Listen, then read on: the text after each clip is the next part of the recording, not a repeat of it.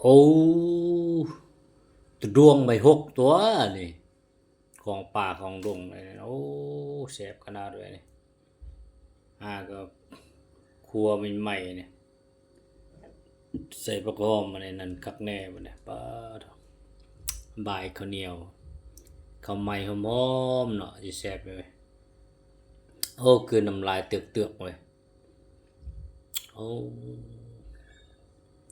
มันอยู่ในไม่หกได้อันนี้แบบอันไม่หกอ่อนๆนั่นน่ะมันจิแก่ก็บ่แก่นะ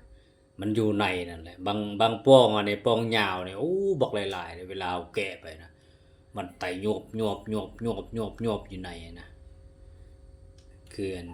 ขี้คะเนียมเนี่ยมันทองมันนะมันยวบหยาบตลอดนะคืออันอหย่างคนนาวจนลุกเลยกำลังแซ่บกำลังตุยพีดีงามมันกินไม่หกเป็นอาหารคือกับตัวอ้นพวกนั้นนะจักมันยังเกิดเป็นเนาะ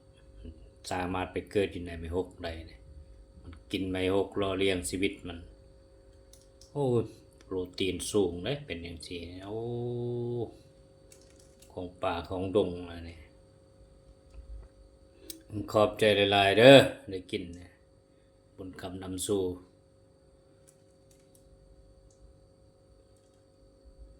ผู้ให้ก็ได้ขอให้สุขให้มานละ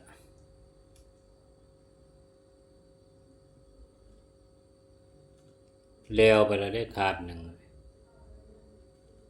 โอ้หอมขนาดเว้ยดังจนเวอร์เว้ยรสชาติมันเนี่ยโอ้หนุ่มแล้วก็มันแล้วก็กลมกล่อมกินแบบแซ่บแบบติดใจนะรสชาติมันหอมขนาดนะใส่พวกหอมอย่างครบสุดมาเลยสดอย่างนั้นนะบำรุงตลอดยำใดก็ได้โอ้ยเนาะมันโชคดีแต่ว่าใจหลายๆอาหารสำหรับมื้อนี้ช่วยจะได้กินมันนะโตโชคดีได้จึงได้กินเนี่ยร่วงจังซี่นะ